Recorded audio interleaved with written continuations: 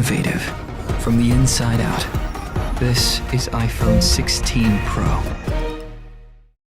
Yeah, that's about it for the 16. Each year of the new physical phone that you buy is just a small improvement. It's just a little bit faster chip, a little bit better screen, slightly better camera.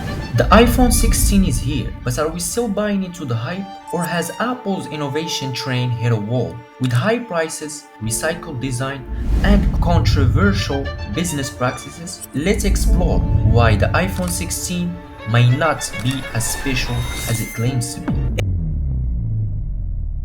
Every year, we wait for Apple to surprise us, but the reality, the iPhone 16 feels familiar.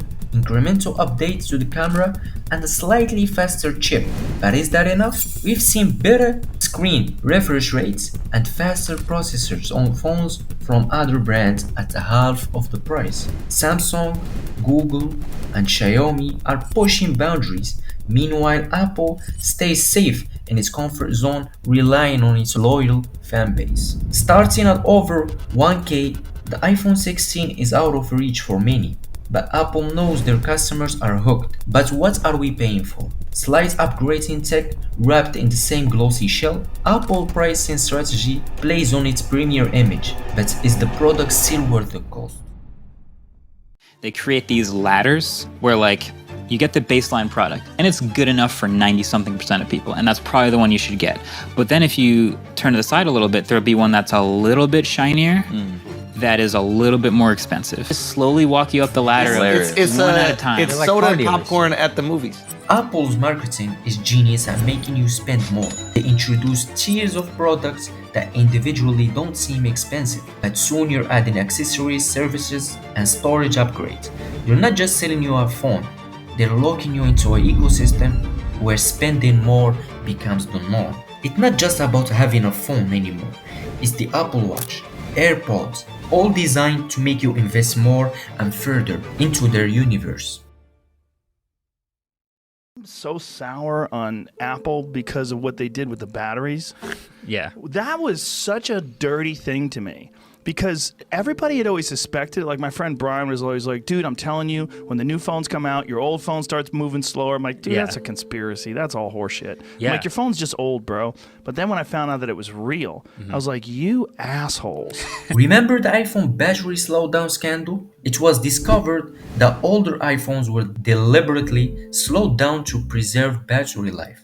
But for many, it feels like Apple's way of forcing us to upgrade. And now, with the iPhone 16, we can't help but wonder, will our current phones suddenly feel outdated once again? Apple used to pride itself on exceptional customer service. Break your phone, walk into any app store, and they would fix it for free. But now, that is a thing of the past. Repairs that used to be covered under a warranty are increasingly becoming out-of-pocket expenses. It's another way Apple is squeezing more money out of its customers. Apple has made dozens, if not more, acquisitions related to artificial intelligence.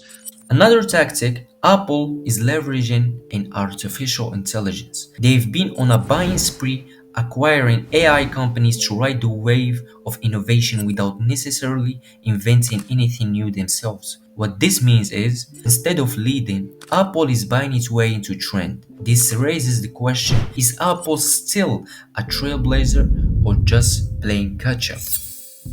Apple's strategy has shifted from innovating to maintaining. They're banking on customer loyalty while quietly extracting more from our wallets. And the question is Apple still worth it? Are you still excited about the iPhone 16? Let us know in the comments below.